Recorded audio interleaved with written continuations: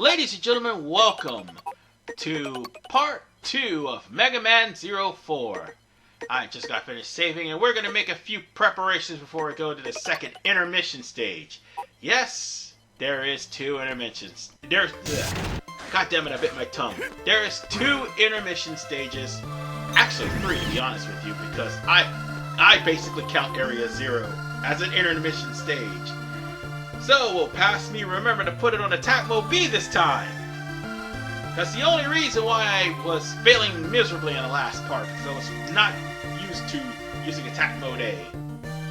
So with that said, I'm also showing off the fact that no, I am not using casual mode, because if I did, I would have had all the chips and all the ingredients to make the chips, by the way.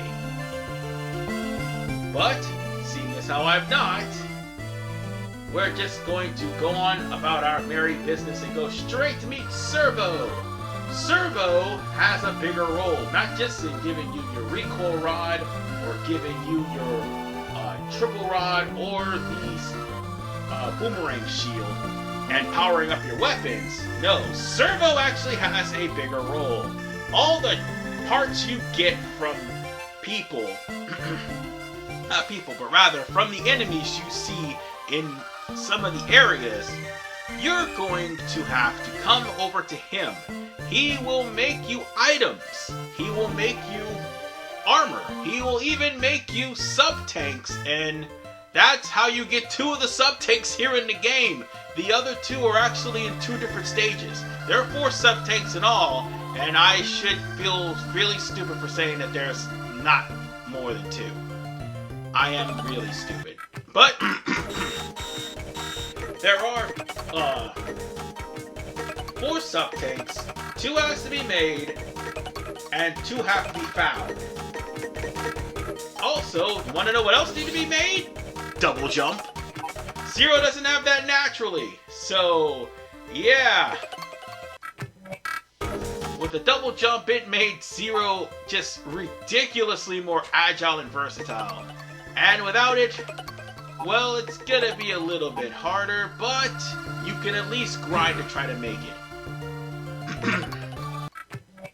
And some Reploids on the camp that you're gonna run into will have recipes, but there's one particular recipe I need to make right here, right now. And that happens to be a pile of junk. For you wondering, why am I making this pile of junk? That's actually one of the parts for the junk armor. You need 3 junks for each part of the armor. More importantly, you need certain items as well, one of which may just so happen to be in the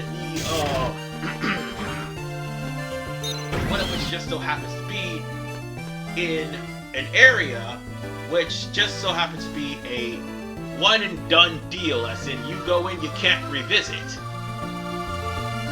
Or what's that the sub-tank? I gotta remember that. But whatever the case, we're coming here to visit Alouette, and there's a good reason for that. This is where you get the special elf, but don't worry, we'll be talking about her a little bit later. Because that special elf actually is something that will make things a little bit easier for you as far as ranking is concerned. Because that special elf makes it to where you will be able to adjust it the way you want it to do, and then afterwards you can go into battle with as much health as you need, or attack, or defense, or whatnot. But this is the guy you want to talk to. He's the guy that has a weather machine, and that weather machine is going to come into play in part 4, if I'm not mistaken. Because part 3 is going to be more plot. It's going to be more plot. I'm not going to sit here and lie to you, part 3 is going to be more plot. There's going to be plot here! In case you're wondering why the part is so goddamn long, it's not because I'm dumb or anything. The plot is just too freaking long.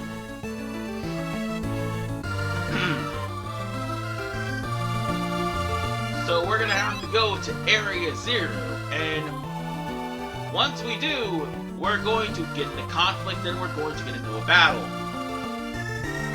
I just want to make sure, ladies and gentlemen, that you know that once we get past the intro stages, they're going to stop holding her hand, and it's going to get a little bit more tricky and difficult depending on how you set the weather, or depending on if you set the weather at all, because in some cases, when you set the weather, it's going to help you, in some cases it's going to help the enemy, or it'll be neutral.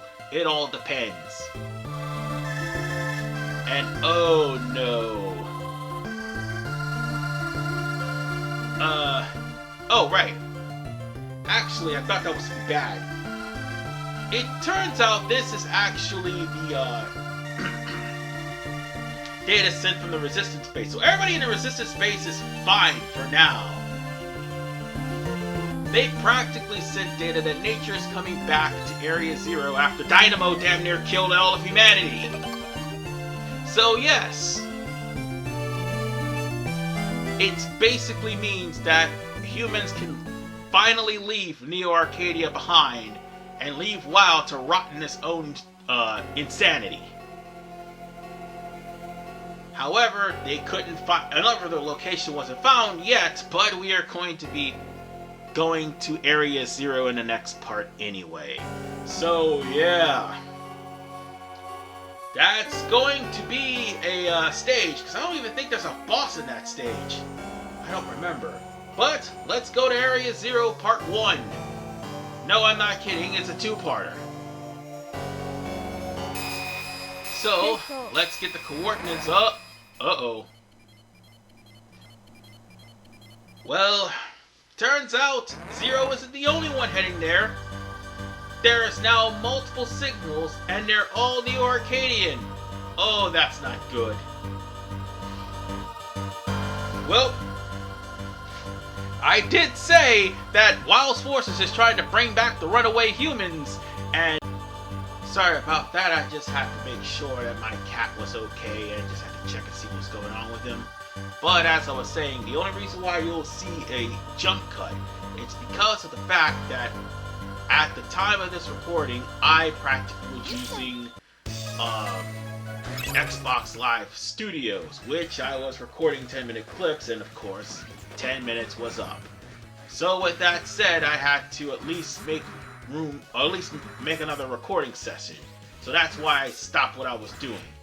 Anyway, the whole gist of this stage is practically going to be grinding, because yes, you can come back here. The first one you could. The second one you could. In fact, you'll be making one or two trips here many times. And there's a good reason why. You want to not only grind, you want to get enemy weapons so that you could use that for... Oh my god, I almost fell down the cliff. But that guy did. I was about to say, you could use your... you could use those chips to make weapons with. And you can also grind for more energy crystals, because yes, you're going to be powering up elves in this game, just like in the other game, but the difference is, it's going to be one elf, and that one elf is going to need all the crystals that it can get so it can level up. And it's going to only level up after you beat certain stages and certain mavericks. Well, not certain mavericks, it's more along the lines of beating the main maverick stages and stuff like that. It'll level up from there. And I am doing something completely stupid. Instead of using the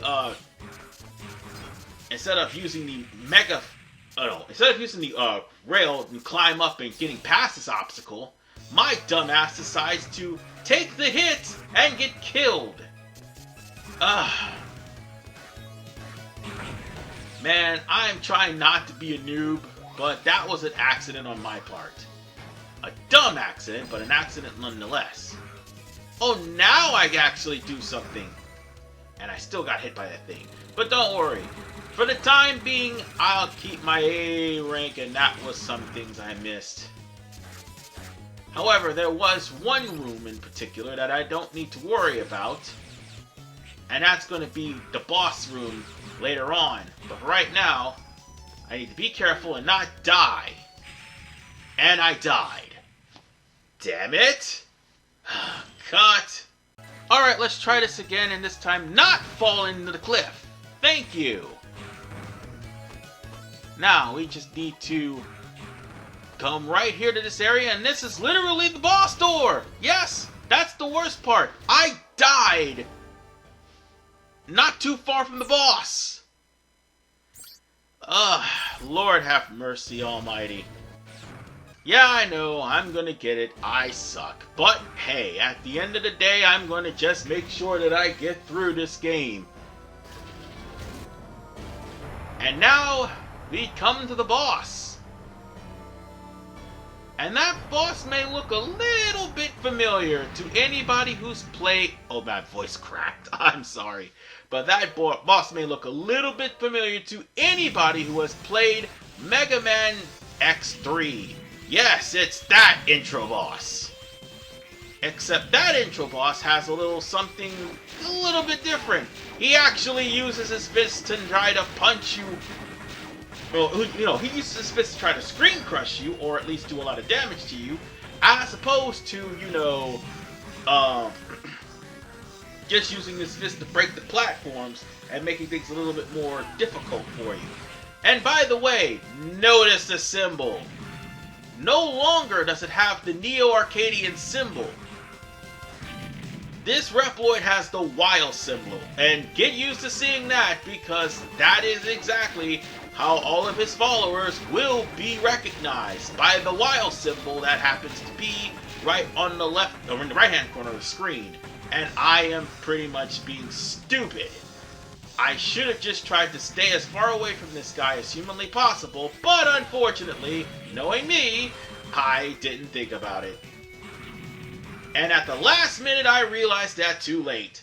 Yikes. Cut. Okay, time to get serious. I should have done that from the first go round, but still.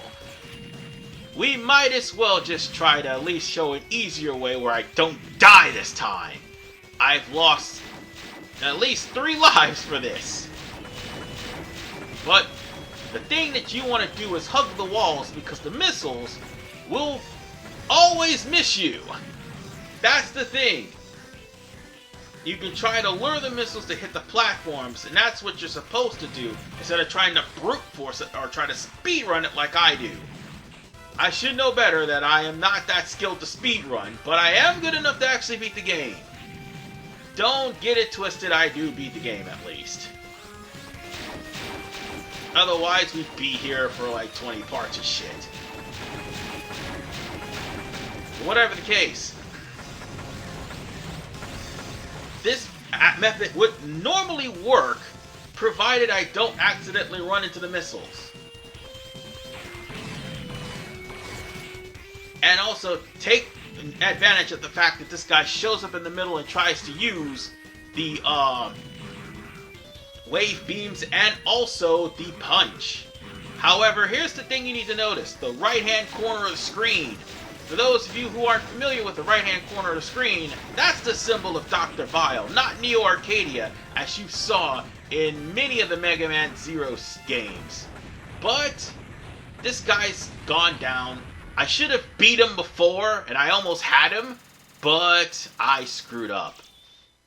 Well, look on the bright side. At least we won. Yay. So, with that said, let's just go on ahead and get through plot. Because it's a lot of plot. In fact, this whole portion's plot dump. Uh-oh. Looks like somebody beat me here. Oh, look. It's Coca Petri. One of the most blandest Neo Arcadians in the game. Yeah, he's pretty bland, but his stage is actually pretty good. And probably one of the best stages to start on first, because he too has a subtake in it. Along with Noble Mandrago. Oh, but Zero wants that smoke. Oh, let me assure you, Zero wants that smoke. And we're about to have a war, from what it looks like. But unfortunately, that's not the case. This is basically a cutscene that's introducing you to the 8 Neo Arcadians, aka the 8 if I'm pronouncing this correctly or incorrectly, I'm sorry, the 8 Einherjar. Yes, the 8 Einherjar are basically taking from Norse mythology, which, yeah, I think this game goes a little bit overboard with Norse mythology here. Oh look, and that's a Fenrir right there. There's the whole ensemble right there, and you! Fuck your stage! Yeah, and your boss battle too! Ha! Look like Coca Petri's being pretty much punked out. Oh look, and it's Rainbow Dash. I'm pretty sure a lot of people had a hard time with you, but not me. He's actually a pretty decent Maverick to fight against. And, of course, the person that everybody starts off with first, Noble Mandrago. And you, screw you! Screw your boss battle completely! And he's not so bad, except his stage sucks. Well, I'm at least giving you a rundown of their stages. I'm not trying to do the voices like last time because, yeah, I just came back from a very exhausting holiday schedule, and it's going to be even more exhausting later on in December, so I'm just letting you know, I'm not going to try to hurt my voice. But, time to meet the star of the show.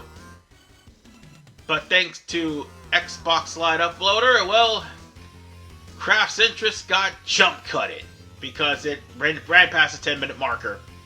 But this is Commander Craft. Commander Craft is basically the guy leading the 8 Einherjar in... Okay, it's Einherjar.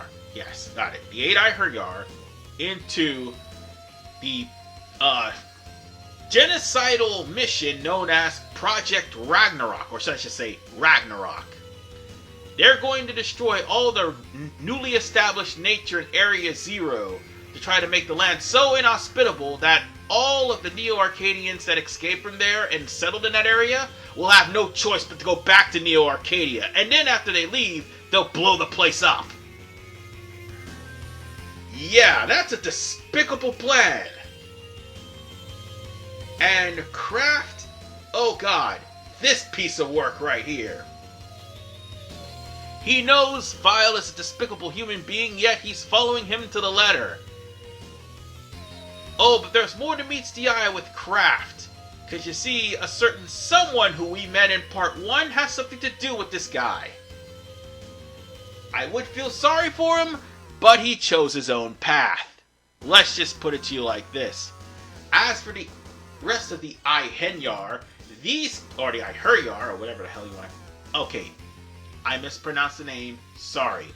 These 8 loyal soldiers, or should I say 7 loyal soldiers of Dr. Weil, because I think the Kraken actually wants a piece of Zero because he wants to avenge Phantom. And yeah, Minos Magnum, the most incompetent of the bunch, is completely just at a loss for words.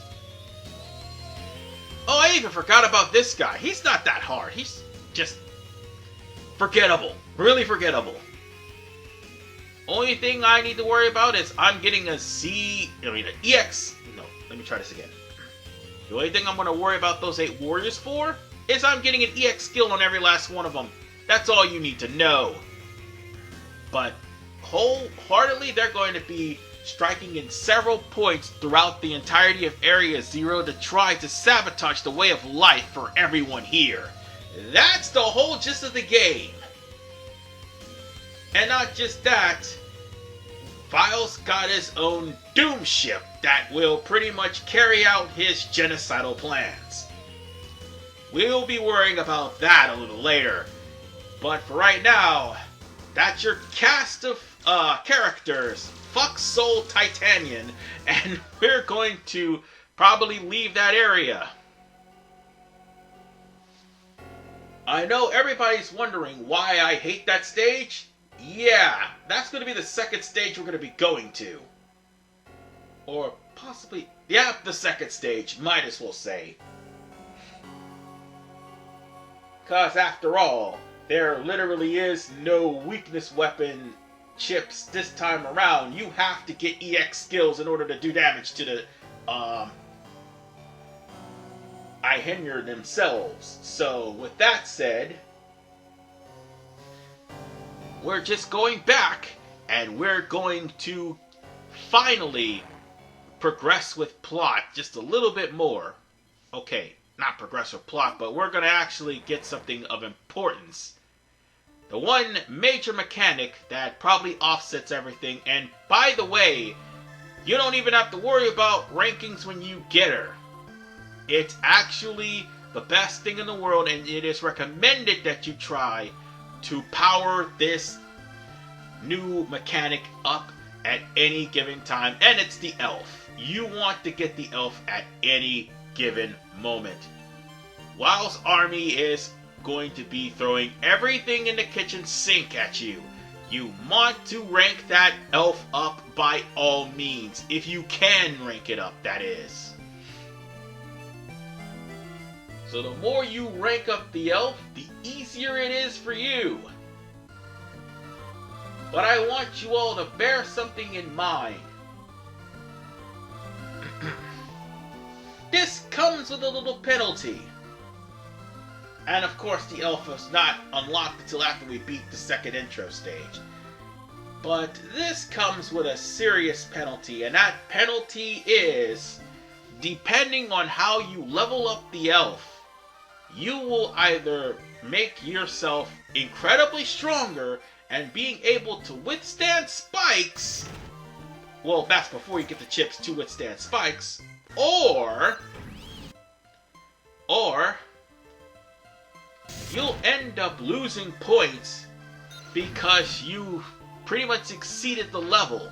And that's the last thing you want. Now, Alaret may actually be very familiar to all of you who've played Mega Man ZX. You'll see her again, I promise you that.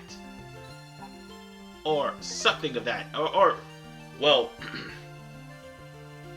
someone who may look just like her, but she definitely will be a major player in Mega Man ZX. Just thought I'd point that out to you. Right now, we're going to actually see the elf in action, and I'm going to actually demonstrate that. So all those crystals I just picked up, those crystals are supposed to power up the elves. Well, power up the elf that I just recently got. Cror will get E-crystals until it finally evolves, and when it does, you'll end up getting 1 point towards its max level. However, if you exceed its max level, it'll lose points at the next level, and when you at the next stage you enter, and when you do, that's gonna come to haunt you, because the later games, like the last 4 stages of the game, are excessively hard, and you want this thing at max. So yeah, do not screw this up. Here, let me show you what you probably might want to do. When you see Evolve the Elf, the max level is 0. So what you want to do is feed it as much crystals as we're gonna have to feed it as much crystals as humanly possible. And all of these are basically traits that's for the elf. I can't use anything yet or they'll lose points for good, but at the exact same time, I'm going to... Wait, go back, you idiot. Go back and evolve the elf. Oh wait, no, never mind, I did, never mind, I did. Well, there's not much left for me to do for this part. Because the next part, we're practically going to be going over to Area Zero. And when we do, we're going to meet up with Nage. And Zero will take all the racism. And we'll see you all in the next part.